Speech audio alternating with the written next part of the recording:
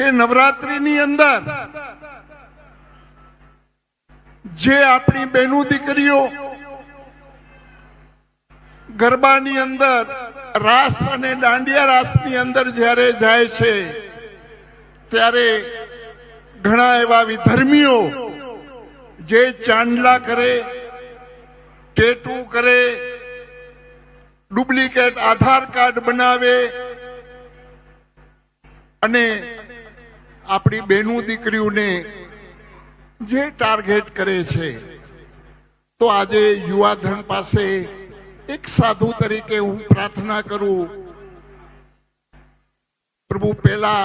બહેનો દીકરીઓ માટે માથા દઈ દેતા, હવે ખાલી ધ્યાન તો રાખજો, તમે ખાલી માથા દેવાની જરૂર નથી, દઈ પણ દેવાય તોય વાંધો નહીં.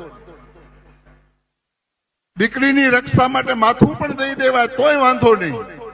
પણ નવરાત્રીની અંદર ખાસ પ્રભુ જ્યાં જ્યાં પંડાલો હોય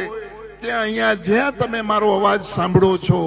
તો એક સાધુ તરીકે, ભગવા ભેખ તરીકે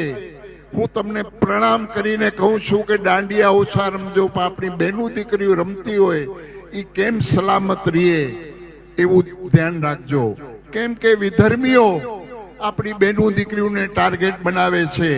અને વિધર્મીઓ આજે પ્રભુ 2 દિવસ પહેલા જ ભારતના પંતપ્રધાન માનનીય મોદી સાહેબ ના માતુશ્રી વિશે જો અપશબ્દો બોલી જતા હોય આ નાલાયકો,